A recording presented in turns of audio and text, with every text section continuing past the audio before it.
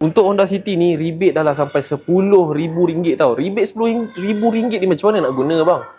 Macam mana nak guna rebate RM10,000 ni? Okey, kalau korang tak tahu macam mana nak guna rebate dia kalau korang nak tahu, kita terus saja tolak daripada harga kereta. Daripada RM100,000 dia akan jadi sampai RM89,900 sahaja untuk spek RS ni. Okey. So untuk installment yang asalnya dalam RM1,200, lepas tolak dengan rebate yang kita jadikan down payment tu, dia punya installment guys akan jadi sekitar RM1,030 sahaja. Takkan lebih daripada RM1,050. Tapi apa yang aku boleh janjikan, interest rate aku akan do the best, fight the best untuk korang supaya dapat the best interest rate. So aku akan jamin korang balik je masa ambil kereta ni, satu, aksesori semua lengkap. Okay, dashcam tinted siap pasang, minyak pun penuh, ada lagi merchandise Honda 10 barang, ada payung 2 batang, dan yang paling best guys, RM600 service voucher korang boleh guna selama 6 tahun tau. Kalau kata korang punya service tu RM200, korang pakai voucher ni terus jadi RM100 saja. Bersempena dengan kempen yang aku baru buat ni, kalau korang government staff, aku akan bagi extra RM500 lagi.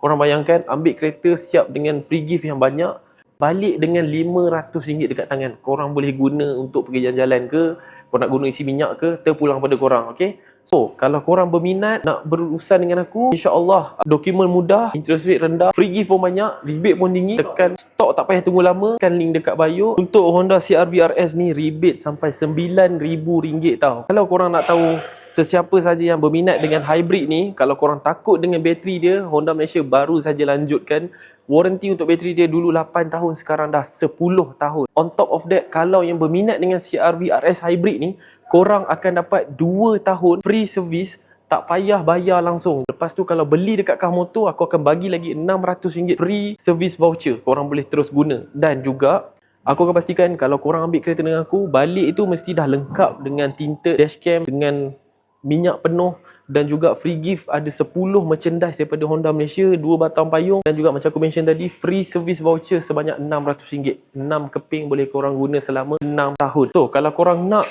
Honda CR-V ni yang bekerja sektor kerajaan, aku akan bagi lagi additional RM500 dalam tangan. So korang akan balik dengan cash in hand RM500. Bukan aku transfer, bukan hujung bulan, bukan pusing sana pusing sini, bukan. Aku akan bagi secara RM500 depan kereta korang masa korang ambil kereta nanti. Dan RM500 ni adalah kempen yang aku sendiri buat. Kalau korang nak kempen ni, kalau korang tengok video ni, bermaksud kempen ni masih lagi berjalan, tekan link dekat bawah ni, ataupun korang boleh tekan link dekat bio aku.